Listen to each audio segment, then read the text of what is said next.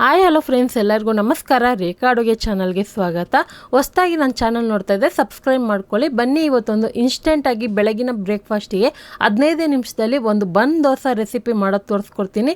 ಖಂಡಿತ ಈ recipe bachelor ಆಗಿದ್ದರೆ ಕೂಡ ಈಸಿಯಾಗಿ ಮಾಡ್ಕೋಬೋದು, ಅಥವಾ ಮಕ್ಕಳಿಗೆ ಲಂಚ್ ಬಾಕ್ಸಿಗೆ ನೀವು ಬೆಳಗ್ಗೆ ತಿಂಡಿಗೆ ಮಾಡೋದಾದರೆ ಖಂಡಿತ ಈ ರೆಸಿಪಿನ ಟ್ರೈ ಮಾಡಿ ನೋಡಿ. ಖಂಡಿತ ನಿಮಗೆಲ್ಲ ಇಷ್ಟ ಆಗುತ್ತೆ. ಈ ರೆಸಿಪಿ ಇಷ್ಟ ಆಯ್ತಂದರೆ ಒಂದು ಲೈಕ್ ಮಾಡಿ, ಶೇರ್ ಮಾಡಿ. ಬನ್ನಿ, ಇವಾಗ ಯಾವ ರೀತಿ ಮಾಡೋದಂತ ನೋಡ್ಕೊಬರೋಣ. ಇದು ಮಾಡೋದಕ್ಕೆ ಸ್ಟವ್ ಮೇಲೆ ಒಂದು ಫ್ರೈ ಪ್ಯಾನ್ ಇಟ್ಕೊಂಡು 1 ಟೇಬಲ್ ಸ್ಪೂನ್ ಎಣ್ಣೆ ಹಾಕ್ಕೊಂಡಿದ್ದೀನಿ. ಎಣ್ಣೆ ಬಿಸಿ ಆದಮೇಲೆ ಸಾಸಿವೆ ಜೀರಿಗೆ ಹಾಕ್ಕೊತಾ ಇದ್ದೀನಿ, 1/4 ಟೀ ಸ್ಪೂನ್ ಆಗೋಷ್ಟು. ಹಾಗೆ ಇದ್ರ ಜೊತೆಗೆ 2 ಹಸಿರು ಮೆಣಸಿನ್ಕಾಯಿ ಚಿಕ್ಕ ಚಿಕ್ಕದಾಗಿ ಕಟ್ ಮಾಡಿ ಹಾಕ್ಕೊತಾ ಇದ್ದೀನಿ. ನೀವು ಬೇಕಂದರೆ ಜಜ್ಜಿಬಿಟ್ಟು ಕೂಡ ಹಾಕ್ಕೊಬೋದು, ಶುಂಠಿ ಬೆಳ್ಳುಳ್ಳಿ ಪೇಸ್ಟ್ ಥರ ಕೂಡ ಹಾಕ್ಕೊಬೋದು ಜಜ್ಜಿಬಿಟ್ಟು. 1 ಈರುಳ್ಳಿ ಮತ್ತು 1 ಟೀ ಸ್ಪೂನ್ ಆಗೋಷ್ಟು ಶುಂಠಿ ಹಾಕ್ಕೊತಾ ಇದ್ದೀನಿ. ಅದನ್ನೆಲ್ಲ ಚಿಕ್ಕ ಚಿಕ್ಕದಾಗಿ ಕಟ್ ಮಾಡಿ ಹಾಕ್ಕೊಳ್ಳಿ. ಈರುಳ್ಳಿನೂ ಅಷ್ಟೇ ತುಂಬ ಹೊತ್ತು ಫ್ರೈ ಮಾಡಬೇಕಂತೇನಿಲ್ಲ. ಇದಕ್ಕೆ ನಿಮ್ಗೆ ಇಷ್ಟವಾದಾದರೆ ಒಗ್ಗರಣೆಗೆ ಉದ್ದಿನಬೇಳೆ ಕಡಲೆಬೇಳೆನೂ ಹಾಕ್ಕೊಬೋದು. ಈಗ ಇದ್ರ ಜೊತೆಗೆ 1-2 ಕಡ್ಡಿ ಕರ್ಬೇವಿನ ಸೊಪ್ಪು ಹಾಕ್ಕೊತಾ ಇದ್ದೀನಿ. ಮತ್ತು ನಿಮಗೆ ಡಿಫ್ರೆಂಟ್ ಫ್ಲೇವರ್ ಬೇಕಂದರೆ ಸಬ್ಸಿಗೆ ಸೊಪ್ಪಿದ್ರೂ ಹಾಕ್ಕೊಬೋದು, ಅಥವಾ ಕ್ಯಾರೆಟ್ ತುರಿದ್ಬಿಟ್ಟು ಕೂಡ ಹಾಕ್ಕೊಬೋದು. ಈಗ ಇದನ್ನೆಲ್ಲ ಫ್ರೈ ಮಾಡಿದ್ದಾಯಿತು. ಈಗ ಕೊನೆಯಲ್ಲಿ ಕೊತ್ತಂಬರಿ ಸೊಪ್ಪು ಹಾಕ್ಕೊಂಡು ಇದನ್ನು ಸ್ಟವ್ ಆಫ್ ಮಾಡ್ಕೊತೀನಿ. ಈ ಒಗ್ಗರಣೆ ಅನ್ನೋದು ಸ್ವಲ್ಪ ತಣ್ಣಗಾಗಬೇಕು. ಸೊ ಇದಕ್ಕೆ ಒಂದು ಇನ್ಸ್ಟೆಂಟಾಗಿ ಹಿಟ್ಟು ರೆಡಿ ಮಾಡಬೇಕು. ಅಷ್ಟೊತ್ತಿಗೆ ಇದು ಕೂಡ ತಣ್ಣಗಾಗುತ್ತೆ, ನೋಡ್ಕೊಂಬರೋಣ ಬನ್ನಿ. ಈಗ ಒಂದು ಮಿಕ್ಸಿ ಜಾರ್ಗೆ ನಾರ್ಮಲ್ ಉಪ್ಪಿಟ್ಟಿನ ರವೆ ತೊಗೊಂಡಿದ್ದೀನಿ, ಅಂದರೆ ಬಾಂಬೆ ರವೆ ಅಂತಾರಲ್ಲ ಅದು. ಸೊ 1 ಕಪ್ ಆಗೋಷ್ಟು ತೊಗೊಂಡಿದ್ದೀನಿ. ಇದನ್ನು ಮಿಕ್ಸಿ ಜಾರ್ಗೆ ಹಾಕ್ಕೊಂಡಿದ್ದೀನಿ. ಇದಕ್ಕೆ 1/4 ಕಪ್ ಆಗೋಷ್ಟು ಮೊಸರು ಹಾಕ್ಕೊತಾ ಇದ್ದೀನಿ. ಸೊ ಮೊಸರು ಹಾಕೋದ್ರಿಂದ ಈ ದೋಸೆಗೆ ಒಂದು ಇನ್ಸ್ಟೆಂಟಾಗಿ ಹುಳಿ ಫ್ಲೇವರ್ ಸಿಗುತ್ತೆ. ಹಾಗೆ ಇದ್ರ ಜೊತೆಗೆ 2 ಟೇಬಲ್ ಸ್ಪೂನ್ ಅಕ್ಕಿ ಹಿಟ್ಟು ಇಲ್ಲಾಂದರೆ ನೀವು ಮೈದಾ ಹಿಟ್ಟು ಅಥವಾ ಗೋಧಿ ಹಿಟ್ಟು ಯಾವುದಾದ್ರೂ ಹಾಕ್ಕೊಬೋದು. ಇವಾಗ ರುಬ್ಬವಾಗ ನಾನು 1/2 ಕಪ್ ನೀರು ಹಾಕ್ಕೊತಾ ಇದ್ದೀನಿ. ಮತ್ತು ಮಧ್ಯದಲ್ಲಿ 1/4 ಕಪ್ ಆಗೋಷ್ಟು ನೀರು ಹಾಕ್ಕೊತಾ ಇದ್ದೀನಿ. ಒಟ್ಟು ಈ ಹಿಟ್ಟು ರೆಡಿ ಆಗೋದಕ್ಕೆ 1 ಕಪ್ ನೀರು ಬೇಕಾಗುತ್ತೆ. ನಾನು ರುಬ್ಬವಾಗ 1/4 ಕಪ್ ಹಾಕ್ಕೊತೀನಿ, ಇವಾಗ 1/2 ಕಪ್ ಹಾಕಿದ್ದೀನಿ. ಇದನ್ನು ಇಡ್ಲಿ ಹಿಟ್ಟಿನ ಅದಕ್ಕೆ ರುಬ್ಕೊಬೇಕು ನೋಡಿ, ಈ ಥರ ಅದಕ್ಕೆ ರುಬ್ಕೋಬೇಕು. ಸೊ ಅದಕ್ಕೆ ನಿಮ್ಗೆ ಹೇಳ್ತಾ ಇದ್ದೀನಿ, ರುಬ್ಬವಾಗ ಒಂದು ಎಕ್ಸ್ಟ್ರಾ ಒಂಚೂರು ಹಾಕ್ಕೊಂಡು ರುಬ್ಕೊಳ್ಳಿ. ಈಗ ಇದೇ ಮಿಕ್ಸಿ ಜಾರ್ಗೆ 1/4 ಕಪ್ ಆಗೋಷ್ಟು ನೀರು ಹಾಕ್ಕೊಂಡು ಇದನ್ನು ಕೂಡ ನಾನು ವೇಸ್ಟ್ ಮಾಡಲ್ಲ, ಅದನ್ನು ಹಾಕ್ಕೊತೀನಿ. ಒಟ್ಟು ರುಬ್ಬೋದಕ್ಕೆ ನಾನು 1 ಕಪ್ ಆಗೋಷ್ಟು ನೀರು ಯೂಸ್ ಮಾಡಿದ್ದೀನಿ. ಈಗ ನಮಗೆ ಇಡ್ಲಿ ಹಿಟ್ಟಿನ ಅದಕ್ಕೆ ರೆಡಿಯಾಗಿರುತ್ತೆ. ಪೂರ್ತಿ ತೆಳ್ಳಗಿರಲ್ಲ, ಪೂರ್ತಿ ಗಟ್ಟಿನೂ ಇರಲ್ಲ, ಮೀಡಿಯಮ್ ಆಗಿರುತ್ತೆ. ಈಗ ರುಚಿಗೆ ತಕ್ಕಷ್ಟು ಉಪ್ಪು ಹಾಕ್ಕೊಂಡು ಇದನ್ನು ಚೆನ್ನಾಗಿ ಮಿಕ್ಸ್ ಮಾಡ್ಕೊಳ್ಳೋಣ.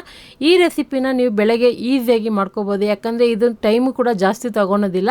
ಒಂದು ಚಟ್ನಿ ಮಾಡೋಷ್ಟರಲ್ಲಿ ಹಿಟ್ಟನ್ನ ಕೂಡ ನೀವು ನೆನೆಸ್ಬಿಟ್ಟು ಕೂಡ ತಕ್ಷಣಕ್ಕೆ ಮಾಡ್ಕೊಬೋದು. ಅದಕ್ಕೋಸ್ಕರ ನಿಮ್ಗೆ ಹೇಳ್ತಾ ಇದ್ದೀನಿ. ಈಗ ಒಗ್ಗರಣೆ ಹಾಕ್ಕೊತಾ ಇದ್ದೀನಿ. ಒಗ್ಗರಣೆದು ಮಿಕ್ಸ್ ಮಾಡ್ಕೊಳ್ಳೋಣ. ಸೊ ನಿಮ್ಗೆ ಈ ಥರ ಒಗ್ಗರಣೆ ಮಿಕ್ಸ್ ಮಾಡೋದು ಇಷ್ಟ ಇಲ್ಲ ಅಂದರೆ ನಾರ್ಮಲ್ ಸೆಟ್ ದೋಸೆ ಥರನೂ ಮಾಡ್ಕೊಬೋದು. ಅದ್ರ ಮೇಲೆ ಬೇಕಂದರೆ ಈರುಳ್ಳಿ ಕೊತ್ತಂಬರಿ ಎಲ್ಲ ಹಾಕಿ ಕೂಡ ಕೊಡ್ಬೋದು, ಅದು ಕೂಡ ಚೆನ್ನಾಗಿರುತ್ತೆ. ಆದರೆ ಈ ಥರ ಮಾಡಿ ನೋಡಿ, ಒಂದು ಒಗ್ಗರಣೆ ಫ್ಲೇವರು ತುಂಬಾ ಚೆನ್ನಾಗಿರುತ್ತೆ.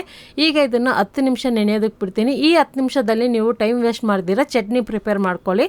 ಸೊ ಅದಕ್ಕೋಸ್ಕರ ಹೇಳ್ತಾ ಇದ್ದೀನಿ, ಬೆಳಗ್ಗೆ ಈಸಿಯಾಗಿ ಮಾಡ್ಕೊಬೋದು. ಈಗ ಇದನ್ನು ನೋಡಿ 10 ನಿಮಿಷ ನೆಂದಿದ ಮೇಲೆ ಇದಕ್ಕೆ ಒಂದು 1/2 ಟೀ ಸ್ಪೂನ್ ಈನೋ ಸಾಲ್ಟ್ ಹಾಕ್ಕೊತಾ ಇದ್ದೀನಿ. ನಿಮ್ಗೆ ಈ ಥರದ್ದು ಈನೋ ಸಾಲ್ಟ್ ಇಷ್ಟ ಇಲ್ಲ ಅಥವಾ ಸಿಕ್ಕಿಲ್ಲ ಅಂದರೆ ನಾರ್ಮಲ್ ಅಡುಗೆ ಸೋಡಾನೇ ಒಂದು 2 ಚಿಟಿಕೆ ಹಾಕ್ಕೊಬೋದು. ಆದರೆ ಈನೋ ಸಾಲ್ಟ್ ಯೂಸ್ ಮಾಡೋದ್ರಿಂದ ನಿಮಗೆ ಬೇಗನೆ ಒಂದು ಇನ್ಸ್ಟೆಂಟಾಗಿ ಒಂದು ಫ್ಲಫಿಯಾಗಿ ಸಾಫ್ಟಾಗಿರುವಂಥ ಬನ್ ದೋಸೆ ರೆಡಿ ಆಗುತ್ತೆ. ಅದಕ್ಕೋಸ್ಕರ ಹಾಕೋದ್ರಿಂದ ಏನೂ ಪ್ರಾಬ್ಲಮ್ ಇಲ್ಲ. ನಿಮಗೆ ಜಾಸ್ತಿ ಇಷ್ಟ ಇಲ್ಲ ಅಂದರೆ ಒಂದು 1/4 ಟೀ ಸ್ಪೂನ್ ಹಾಕ್ಕೊಳ್ಳಿ, ಯಾಕಂದರೆ ನಮಗೆ ಇನ್ಸ್ಟೆಂಟಾಗಿ ಫ್ಲಫಿಯಾಗಿ ಒಂದು ಬನ್ ದೋಸೆ ರೆಡಿ ಆಗುತ್ತೆ, ಅದಕ್ಕೋಸ್ಕರನೇ. ಈಗ ಇದನ್ನು ಮಿಕ್ಸ್ ಮಾಡಿದ ಮೇಲೆ ನಿಮ್ಮ ಮನೇಲಿ ಒಗ್ಗರಣೆದು ಕಡಾಯಿಗಳಿರುತ್ತಲ್ವ, ಸೊ ಆ ಥರ ಒಂದು ಚಿಕ್ಕ ಕಡಾಯಲ್ಲೇ ಮಾಡ್ಕೊಬೋದು. ಅಥವಾ ನಿಮ್ಗೆ ಈ ಥರದ್ದು ಒಗ್ಗರಣೆದು ಇಲ್ಲ ಅಂದರೆ ನಾರ್ಮಲ್ ದೋಸೆ ಹೆಂಚು ಮೇಲೆ ಮಾಡ್ಕೊಬೋದು. ಅದರಿಂದ ನಾರ್ಮಲ್ ತೆಳ್ಳಗೆ ಮಾಡೋ ಥರ ಮಾಡಬಾರ್ದು. ಒಂದು ಸೌಟ್ ಹಾಕಿ ಜಸ್ಟ್ ಲೈಟಾಗಿ ಸೌಟಿಂದ ಮಾಡ್ಕೋಬೇಕಷ್ಟೇ. ಈಗ ಸ್ವಲ್ಪ ಎಣ್ಣೆ ಹಾಕ್ಕೊಂಡು ಇದನ್ನು ಮೀಡಿಯಮ್ ಫ್ಲೇಮಲ್ಲೇ ಇಟ್ಟು 2 ನಿಮಿಷವರೆಗೂ ಬೇಯಿಸ್ಕೊಳ್ಳಿ. ಯಾಕಂದರೆ ಇದು ರವೆನಲ್ಲಿ ಮಾಡಿರೋದ್ರಿಂದ ಸ್ವಲ್ಪ ಬೇಯೋದಕ್ಕೆ ಟೈಮು ತಗೊಳುತ್ತೆ. ನೀವು ಬೇಗನೆ ಆಗಲಿ ಅಂದ್ಬಿಟ್ಟು ಹೈ ಫ್ಲೇಮಲ್ಲಿ ಇಟ್ಟು ಮಾಡೋಕ್ಕೋದ್ರೆ ನಮಗೆ ತಿಂದಾಗ ಡೈಜೆಷನ್ ಆಗೋದಿಲ್ಲ. ಅದಕ್ಕೋಸ್ಕರನೇ ನಿಧಾನಕ್ಕೆ ಮೀಡಿಯಮ್ ಫ್ಲೇಮಲ್ಲಿ ಇಟ್ಟು 2 ನಿಮಿಷ ಬೇಯಿಸ್ಕೊಂಡು ಆನಂತರ ಇದನ್ನು ತಿರುವಾಕೊಳ್ಳಿ. ತಿರುಗಿಸಿದ ಮೇಲೂ 1 ನಿಮಿಷ ಹಾಗೆ ಬಿಡಿ. ಸೊ ನಿಮಗೆ ಇದೇ ಥರ ಈ ಬ್ಯಾಟರಲ್ಲಿ ಸುಮಾರು ಒಂದು 10 ದೋಸೆ ಮಾಡ್ಕೊಬೋದು. ಆದರೆ ಈ ದೋಸೆನ ನೀವು ಬಿಸಿ ಬಿಸಿಯಾಗಿ ಹಾಗೆ ಕೂಡ ತಿನ್ಬೋದು, ಅಥವಾ ನಿಮ್ಗೆ ಇಷ್ಟವಾದಂಥ ಚಟ್ನಿಗಳ ಜೊತೆಗೆ ಸಾಗು ಜೊತೆಗೆ ಸೂಪರಾಗಿರುತ್ತೆ ಕಾಂಬಿನೇಷನು. ಖಂಡಿತ ನೀವು ಬ್ಯಾಚುಲರ್ ಆಗಿದ್ದರೆ ಅಥವಾ ಇಲ್ಲ ನೀವು ಈ ರೆಸಿಪಿನ ಟ್ರೈ ಮಾಡಿಲ್ಲ ಅಂದರೆ ಒಂದ್ಸರಿ ಟ್ರೈ ಮಾಡಿ ನೋಡಿ.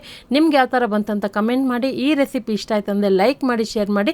ರೇಖಾ ಅಡುಗೆ ಚಾನಲ್ನ ಹೊಸದಾಗಿ ನೋಡ್ತಾ ಇದ್ದರೆ ಸಬ್ಸ್ಕ್ರೈಬ್ ಮಾಡಿ. ಈ ವಿಡಿಯೋ ನೋಡಿದ್ದಕ್ಕಾಗಿ ಎಲ್ಲರಿಗೂ ಧನ್ಯವಾದಗಳು.